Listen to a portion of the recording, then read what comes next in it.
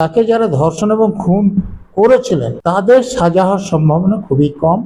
DC central মিথ্যে করে press conference করেছে, ডিসি নর্থ টাকা ঘুষ দিতে গিয়েছিলেন, আর সিপির নির্দেশেই সব প্রমাণ লোপাট করা হয়েছে, এই জন্য তাদের সাজা হবে।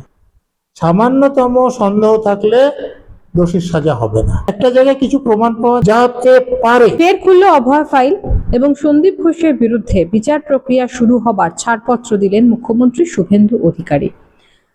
অনেকেই বুক বাঁধছেন আশায়, বুক বাঁধছেন অভয়ের মা এবং বাবা যে শেষ পর্যন্ত বিচার পাওয়া যাবে। আমাদের একটাই প্রশ্ন, দোষীরা কি শাস্তি পাবে? এই বিষয় নিয়ে আমরা কথা বলবো। আমাদের মধ্যে রয়েছেন প্রাক্তন IPS doctor Nazrul Islam. Sir নমস্কার, ইমেজ বেঙ্গলে আপনাকে স্বাগত জানাচ্ছি। স্যার, অভয় ফাইল আবার খুললো এবং শুভেন্দু অধিকারী মুখ্যমন্ত্রী হবার পর তিনি ছাড়পত্র দিয়ে দিলেন যে সন্দীপ ঘোষ এই দুর্নীতিতে যিনি অ্যারেস্ট হয়ে বসে আছেন তার বিরুদ্ধে।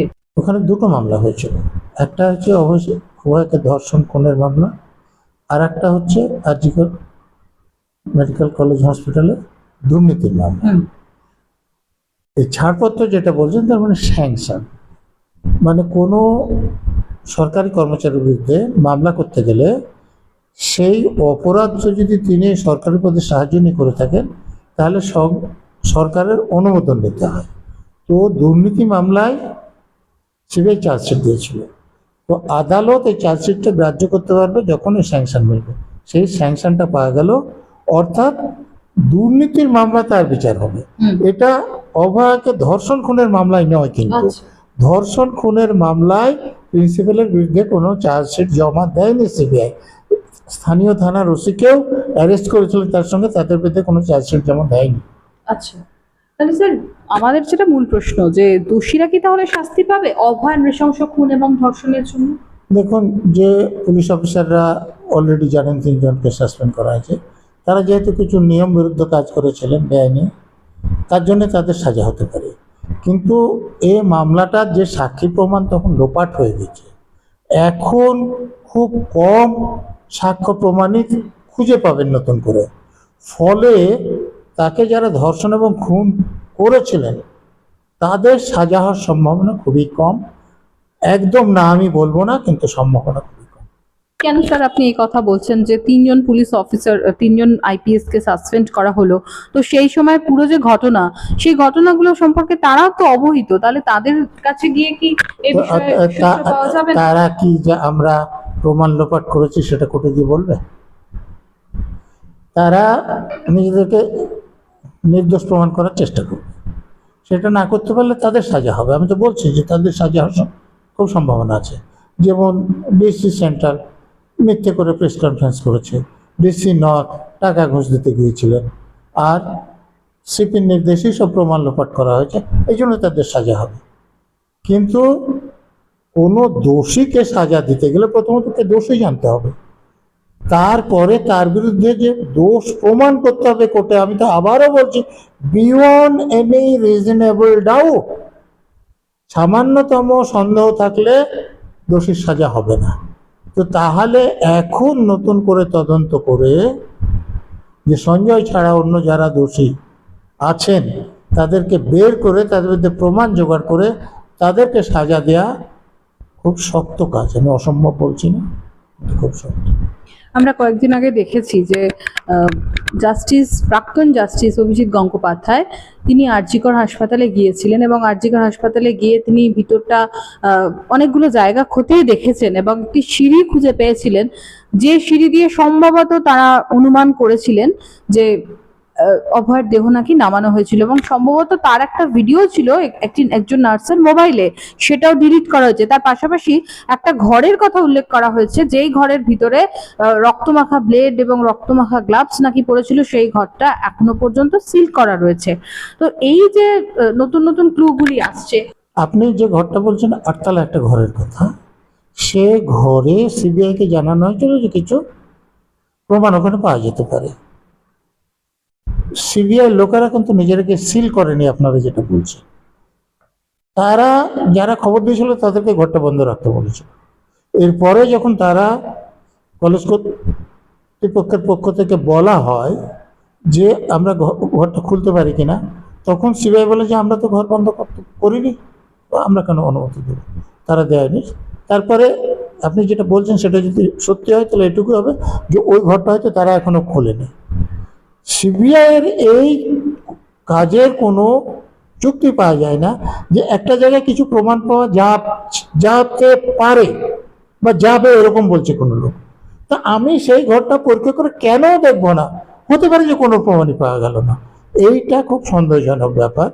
জাস্টিস গঙ্গোপাধ্যায় যেটা বলেছেন এটা বোঝাতে চেয়েছেন, এবং এটা হতে পারে যে একটা ডেড বডি যেটা নামাতে হচ্ছিল যে সেটা এই নির্দিষ্ট পিজিটির ডেড বডি, এবং নার্স সেটা ছবি তুলেছিলেন, কিন্তু নার্স তো বলছেন তার কাছে এখন নেই। সিবিআই লোকেরাই সেটা নিয়ে নিয়ে ওটাকে ডিলিট করতে বলেছে। নার্সকে এটা বলে সাক্ষী দেবে?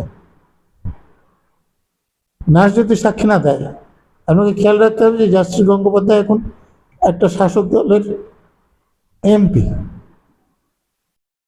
অতএব ওই নার্স যদি এ কথা না বলে তাহলে এ কথা গুরুত্ব পাবে না তো মামলায়।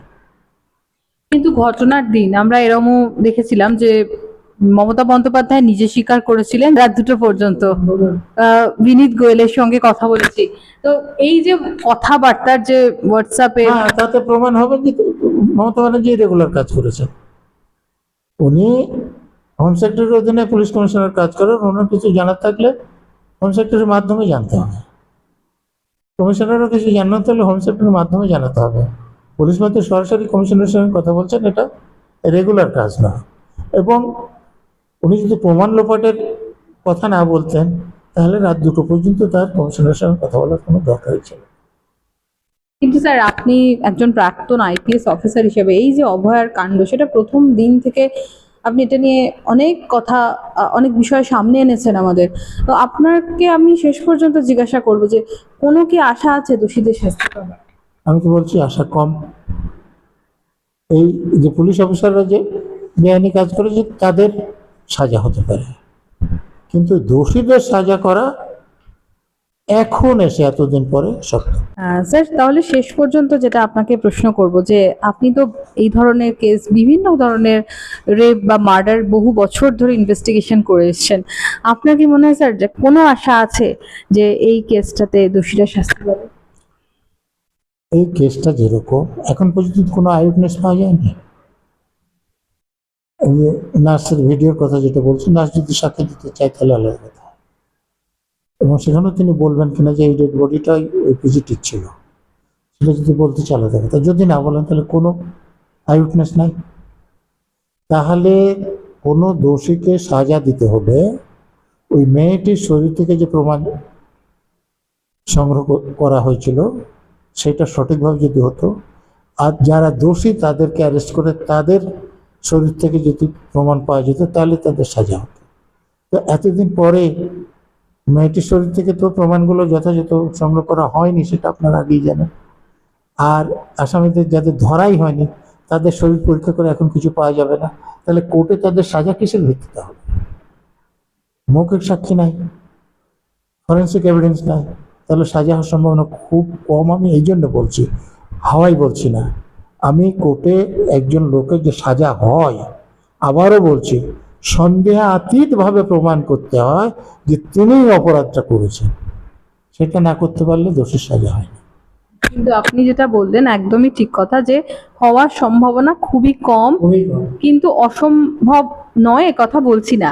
তাহলে কোন জন্য বলছি যে নার্সের কথা আপনি বলছেন, হ্যাঁ নার্স যদি বলে যে আমি ডেড বডি নামাতে দেখেছি, এটা পিজিটি ডেড বডি, সম্ভাবনা আছে একটা সাক্ষী হলো। যদি ইতিমধ্যে আর কোনো সাক্ষী ভলান্টিয়ার করে যে তখন এক দলের শাসন ছিল, তারা ভয়টা দেখে রেখেছিল, এখন ভয় পাচ্ছে না, সেই ঘটনাটা জানে এখন, তাহলে হতে পারে মানে সেক্ষেত্রে পরিস্থিতিটা অনেকটা সহজ হয়ে যাবে। না। তিনি ধরুন যে মমতা ব্যানার্জি বা পুলিশ কমিশনার ভয়ে বলতে পারছিলেন এরকম কোনো সাক্ষী আছে, তিনি এখন বলতে চাইছেন, সেরকম কিছু হলে সম্ভাবনা আছে। না হলে হাওয়ায় হাওয়ায় কারো সাজা হয় না।